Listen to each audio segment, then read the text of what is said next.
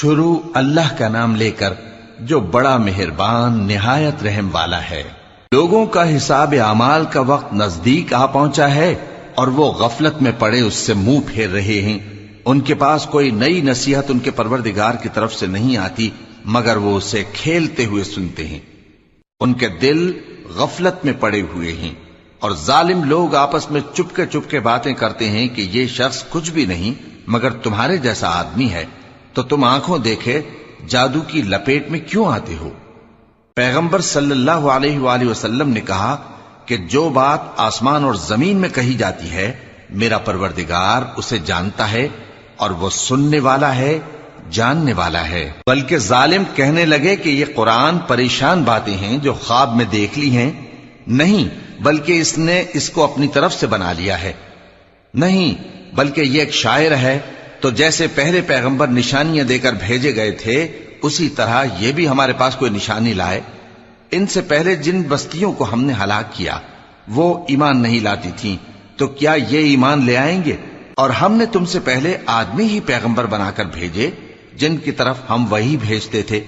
اگر تم نہیں جانتے تو جو یاد رکھتے ہیں ان سے پوچھ لو۔ اور ہم نے ان کے ایسے جسم نہیں بنائے تھے کہ کھانا نہ کھائیں اور نہ وہ ہمیشہ رہنے والے تھے۔ پھر ہم نے ان کے بارے میں اپنا وعدہ سچا کر دیا تو ان کو اور جس کو چاہا نجات دی اور حد سے نکل جانے والوں کو ہلاک کر دیا۔ ہم نے تمہاری طرف ایسی کتاب نازل کی ہے جس میں تمہارا تذکرہ ہے، کیا تم نہیں سمجھتے؟ اور ہم نے بہت سی بستیوں کو جو ظالم تھیں پیس ڈالا اور ان کے بعد اور لوگ پیدا کر دیے۔ جب انہوں نے ہمارے عذاب کو دیکھا تو لگے اس سے بھاگنے۔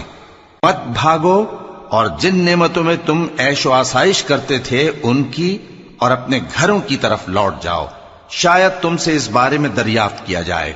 کہنے لگے ہائے شامت، بے شک ہم ظالم تھے۔ تو وہ برابر اسی طرح پکارتے رہے یہاں تک کہ ہم نے ان کو کھیتی کی طرح کاٹ کر اور آگ کی طرح بجھا کر ڈھیر کر دیا۔ اور ہم نے آسمان اور زمین کو اور جو مخلوقات ان دونوں کے درمیان ہے اس کو کھیل تماشے کے لیے پیدا نہیں کیا۔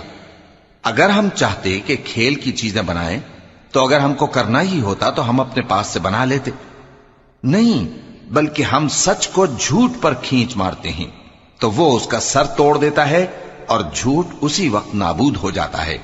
اور جو باتیں تم بناتے ہو ان سے تمہاری ہی خرابی ہے۔ اور جو لوگ آسمانوں میں اور جو زمین میں ہیں سب اسی کا مال ہیں، اور جو فرشتے اس کے پاس ہیں وہ اس کی عبادت سے نہ تکبر کرتے ہیں اور نہ اکتاتے ہیں۔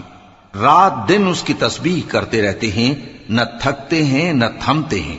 بھلا لوگوں نے جو زمین کی چیزوں سے بعض کو معبود بنا لیا ہے تو کیا وہ ان کو مرنے کے بعد اٹھا کھڑا کریں گے؟ اگر آسمان اور زمین میں اللہ کے سوا اور معبود ہوتے تو زمین و آسمان درہم برہم ہو جاتے۔ جو باتیں یہ لوگ بناتے ہیں تو اللہ جو مالک عرش ہے ان باتوں سے پاک